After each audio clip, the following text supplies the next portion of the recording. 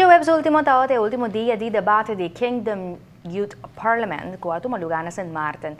A forma 3 team patra planang konkreto pa 3 puntos de atenção e ideia kuhopin ang mesa trasadilante di anterior durante debate. Tabong pabisa ku tur 3 ta punto ng kutin di haber ko enseñanza. Minister Michelle Hoybur tabata coach di team di Aruba mientras ku su Alteza Real Princess Beatrix tabata na San Martin kompanya pa Primer Minister Eman di Aruba, Presidente di Parlamento Marisol Lopez Trump e demás líder na difraksyon di nos Parlamento. Escoge ganador ng varios categoría pues Best Debater, Best Speech, Best One-Liner e Funniest Member of KYP.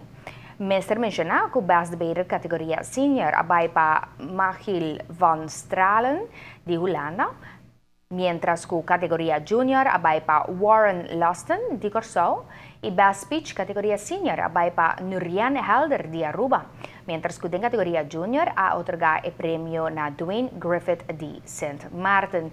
Un equipo de 10 jóvenes de Aruba viaja para San Martin para debatir con el Parlamento Juvenil de Tour y otro país en el Reino Holandés. Aruba hace un tremendo papel. La final, Ministro Hoybur a ofrecer para Aruba ta anfitrión de debate na año 2017, lo cual queda aceptada también de una forma unánime.